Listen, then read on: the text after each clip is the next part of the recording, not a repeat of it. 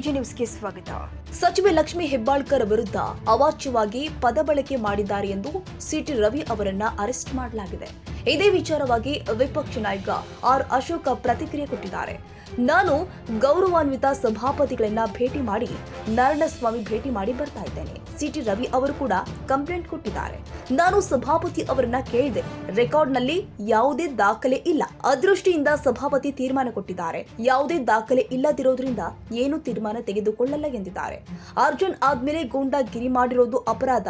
ಅವರ ಮೇಲೆ ಹಲ್ಲೆ ಮಾಡೋ ಪ್ರಯತ್ನ ಮಾಡಿದ್ದಾರೆ. ಹಲ್ಲೆ ಮಾಡಿರೋದ್ರಿಂದ ನಾವು ಧರಣಿ ಮಾಡ್ತೀವಿ. ಗೂಂಡಾಗಿರಿ ಸರ್ಕಾರಕ್ಕೆ ಸದನದಲ್ಲಿ ಸೆಕ್ಯೂರಿಟಿ ಕೊಡಲಾಗಿಲ್ಲ. ಕೊಲೆ ಬೆದರಿಕೆ ಹಾಕಿದ್ದಾರೆ. ಪ್ರೀ ಪ್ಲಾನ್ ಮಾಡಿ ಕೃತ್ಯ ಮಾಡಿರೋದು ಅವರ ಪಿಎಗಳು ಕೂಡ ಬಂದಿದ್ದಾರೆ ಎಂದು ಆಕ್ರೋಶ ಹೊರಹಾಕಿದ್ದಾರೆ ಆರ್ ಅಶೋಕ್. ನಾನು ಗೌರವಾನ್ವಿತ ಸಭಾಪತಿಗಳನ್ನ ಪಾರ್ಟಿ ಸಾಹೇಬರನ್ನ ಭೇಟಿ ಮಾಡಿ ಮತ್ತು ಸಿಟಿ ರವಿ ಅವರನ್ನ ಭೇಟಿ ಮಾಡಿ ಮೇಲ್ಮನೆಯಲ್ಲಿ ವಿರೋಧ ಪಕ್ಷದ ನಾಯಕರಾದಂಥ ನಾರಾಯಣಸ್ವಾಮಿ ಅವರನ್ನ ಭೇಟಿ ಮಾಡಿ ನಮ್ಮೆಲ್ಲ MLC ಅವರನ್ನ ಭೇಟಿ ಮಾಡಿ ಬರ್ತಾ ಇದ್ದೀನಿ. ಇಲ್ಲಿ ನಡೆದ ಘಟನೆ ಬಗ್ಗೆ ಶ್ರೀಮತಿ ದಾಖಲೆ ಇಲ್ಲ. ಆ ದೃಷ್ಟಿಯಿಂದ ಸಭಾಪತಿಗಳು ತೀರ್ಮಾನ ಕೊಟ್ಟಿದ್ದಾರೆ. ಈಗ ಇದು ಎಲ್ಲೂ ದಾಖಲೆ ಇಲ್ಲದೆ ಇರೋದ್ರಿಂದ ನಾನು ಯಾವುದೇ ರೀತಿ ಕ್ರಮ ಮಾಡೋಕ್ಕೆ ಬರಲ್ಲ ಅನ್ನೋ ರೂಲಿಂಗನ್ನು ಕೊಟ್ಟಿದ್ದಾರೆ. ಇದೇನಾದರೂ ಇದ್ದರೆ ನೀವು ನಿಮ್ಮ ಮಧ್ಯೆನೇ ಇದನ್ನು ತೀರ್ಮಾನ ಮಾಡಿಕೊಳ್ಳಿ, ಇದಕ್ಕೆ ಸಂಬಂಧ ಇಲ್ಲ ಅನ್ನೋ ರೀತಿ ಅವರು ಸಮಾಧಾನದ ರೀತಿಯಲ್ಲಿ ಕೊಟ್ಟಿದ್ದಾರೆ. ಇಷ್ಟಾದ ಮೇಲೆ ಸ್ಪೀಕರ್ ಸಭಾಪತಿಗಳು ಅಡ್ಜರ್ನ್ ಮಾಡಿದ್ದಾರೆ. ಆ ಅಡ್ಜರ್ನ್ ಆದಮೇಲೆ ಜನಗಣಮನ ಆದಮೇಲೆ ಕಾಂಗ್ರೆಸ್ಸಿನ ಗೂಂಡಾಗಿರಿ ಪ್ರವೃತ್ತಿಯನ್ನು ಮಾಡಿರುವಂಥದ್ದು ಅಕ್ಷಮ್ಯ ಅಪರಾಧ. ಸಿಟಿ ರವಿಯವರ ಬಗ್ಗೆ ಅವ್ಯಾಚ ಶಬ್ದಗಳನ್ನು ಬಳಕೆ ಮಾಡಿದ್ದಾರೆ. ಅವ್ರನ್ನ ಮೇಲೆ ಹಲ್ಲೆ ಮಾಡುವಂಥ ಪ್ರಯತ್ನ ಮಾಡಿದ್ದಾರೆ. ಅವರು ಇಲ್ಲಿ ವಿಧಾನಸಭೆಗೆ ಬಂದಿದ್ದರು. ಇಲ್ಲಿ ವಿಧಾನಸಭೆಯಿಂದ ವಾಪಸ್ ಹೋಗಬೇಕಾದ್ರೆ ಅವರ ಗೂಂಡಾಗಳು, ಕಾಂಗ್ರೆಸ್ಸಿನ ಗೂಂಡಾಗಳು ಅವ್ರ ಮೇಲೆ ಹಲ್ಲೆ ಮಾಡಿ ಅವರನ್ನು ಒಡೆಯುವಂಥ ಪ್ರಯತ್ನ ಮಾಡಿರೋದು. ಈ ವಿಧಾನಸಭೆಯಲ್ಲಿ ಕಾನೂನು ಸುವ್ಯವಸ್ಥೆ ಇದೆಯಾ ಸತ್ತೋಗಿದೆಯಾ ಅನ್ನೋದು ಅರ್ಥ ಆಗ್ತಾ ಇಲ್ಲ. ಅವ್ರ ಮೇಲೆ ಹಲ್ಲೆ ಮಾಡುವಂಥ ಪ್ರಯತ್ನವನ್ನು ವಿಧಾನ ಪರಿಷತ್ ಒಳಗಡೆ ಮಾಡಿರುವಂಥದ್ದು ನಾನು ಖಂಡಿಸ್ತೀನಿ. ಇದರ ವಿರುದ್ಧ ಈಗ ಇನ್ನೊಂದು ಅರ್ಧ ಗಂಟೆಯಲ್ಲಿ ನಾವು ಒಂದು ತೀರ್ಮಾನ ತೆಗೆದುಕೊಳ್ತೀರಿ. ಇದೊಂದು ಹೋರಾಟವನ್ನು ಮಾಡ್ತೀರಿ. ಇಲ್ಲೇ ನಾವು ಧರಣಿ ಮಾಡಬೇಕು ಅಂತಲೂ ಕೂಡ ಯೋಚನೆ ಮಾಡ್ತಾ ಇದ್ದೀರಿ.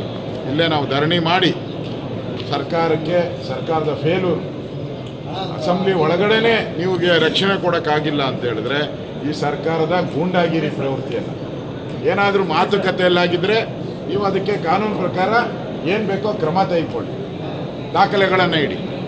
ಏನು ದಾಖಲೆ ಇಲ್ಲದೇ ಈ ಗೂಂಡಾಗಿರಿ ಪ್ರವೃತ್ತಿಯನ್ನು ಏನು ಮಾಡಿದ್ದೀರಾ, ಬೆದರಿಕೆ ಹಾಕಿದ್ದೀರಾ, ಕೊಲೆ ಬೆದರಿಕೆ ಹಾಕಿದ್ದೀರಾ, ಇದೆಲ್ಲನೂ ಕೂಡ ಇವತ್ತು ಈ ಅಧಿವೇಶನದಲ್ಲಿ, ಬೆಳಗಾವಿ ಅಧಿವೇಶನದಲ್ಲಿ ಪ್ರೀ ಪ್ಲಾನಡ್ ಆಗಿ ಬಂದಿದ್ದಾರೆ. ಹೊರಗಡೆಯಿಂದ ಹೆಂಗೆ ಬಂದರು, 30-40 ಜನ ಹೆಂಗೆ ಬಂದರು, ಅವ್ರ PAಗಳೆಲ್ಲ ಬಂದಿದ್ದಾರೆ, ಹೆಂಗೆ ಬಂದರು, ಇದೆಲ್ಲ ಪ್ರೀ ಪ್ಲಾನಡ್. ಅಂದರೆ ಈ ವಿಧಾನಸೌಧನೂ ಕೂಡ ಅವರು ಗೂಂಡಾಗಿರಿಗೆ ಅವ್ರನ್ನೆಲ್ಲ ಹೆಂಗೆ ಒಳಗೆ ಬಿಟ್ಟರು, ಪೊಲೀಸವರು ಅವ್ರನ್ನೆಲ್ಲ ಇಲ್ಲಿಗೆ ಕಳಿಸ್ತೋರು ಯಾರು, ಕಳಿಸ್ಬೇಕಾದ್ರೆ ಯಾವುದಾನ ಮಿನಿಸ್ಟ್ರು ಅವ್ರನ್ನ ಕಳಿಸಿರ್ಬೇಕು ಪಾಸ್ ಕೊಟ್ಟು. ಇದೆಲ್ಲ ನೋಡಿದ್ರೆ ಇದೊಂದು ಪ್ರೀ ಪ್ಲಾನ್ ಮಾಡಿರುವಂಥ ಘಟನೆ ಅಂತ ಅನ್ಸುತ್ತೆ. ಸರ್ ಅಹೋರಾತ್ರಿ ಮಾಡ್ತೀರಾ ಸರ್? ಈಗ ಅಶೋಕ್ ಸರ್ ಅಹೋರಾತ್ರಿ ಮಾಡ್ತೀರಾ? ಈಗ ಇನ್ನೂ ತೀರ್ಮಾನ ಮಾಡಿಲ್ಲ. ಹೋರಾಟ ಅಂತ ಮಾಡ್ತೀವಿ ಈ ಅಧಿವೇಶನದಲ್ಲೇ. ಇಲ್ಲೇ ನಮ್ಮ ಅಧಿವೇಶನ ಮುಗಿದ ತಕ್ಷಣವೇ ನಾನು ಕೂಡ ಬರ್ತೀನಿ, ಹೋರಾಟ ಮಾಡ್ತೀನಿ. ಸರ್ಕಾರಕ್ಕೆ ಎಚ್ಚರಿಕೆಯನ್ನು ಕೊಡ್ತಾ ಇದ್ದೀನಿ. ಈ ಥರದ ಗೂಂಡಾಗಿರಿ ಭಾಳ ದಿನ ನಡೆಯಲ್ಲ. ಏನು ನೀವೇನು ಊಟ ಹೊಡ್ಕೊಂಡು ಇಲ್ಲೇನು ಕೂತಿರಲ್ಲ, ನೀವು ಕೂಡ ವಿರೋಧ ಪಕ್ಷದಲ್ಲಿ ಬಂದು ಕೂತ್ಕೋಬೇಕಾಗ್ತದೆ. ಎಚ್ಚರಿಕೆಯನ್ನು ಮಾತನ್ನು ಕೊಡ್ತಾ ಇದ್ದೀನಿ. ಕನ್ನಡಿಗರ ಮೆಚ್ಚಿನ ನಿಮ್ಮ AJ 24/7 ನ್ಯೂಸ್ ಕನ್ನಡ ವಾಹಿನಿ ಇದೀಗ ಟಿವಿಯಲ್ಲಿ ಲಭ್ಯ. ಒಂದು ವೇಳೆ ನೋಟಿಸ್ ಕೊಟ್ಟಿದ್ರೆ ವಾಪಸ್ ತಗೋತೀವಿ. ಇವತ್ತು ವಕ್ಫ್ ಪ್ರಾಪರ್ಟಿ ಅಂತೇಳಿ ಬರ್ತದೆ ಅಂತ ಹೇಳಿದ್ರೆ ರೈತರ ಬೀದಿಗೆ ಬಂದು ಏನು ಮಾಡಬೇಕಾಗುತ್ತೆ? ಯಾರು ವೋಟ್ ಹಾಕಿಲ್ಲ ಅಂದರೆ ಗ್ಯಾರಂಟಿನೆಲ್ಲ ಸ್ಟಾಪ್ ಮಾಡಿಬಿಡ್ತೀವಿ.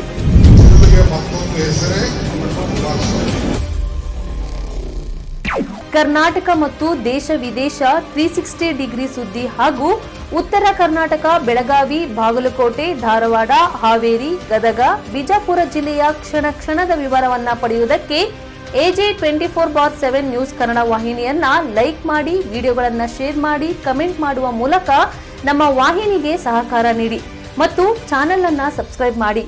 ಧನ್ಯವಾದಗಳು.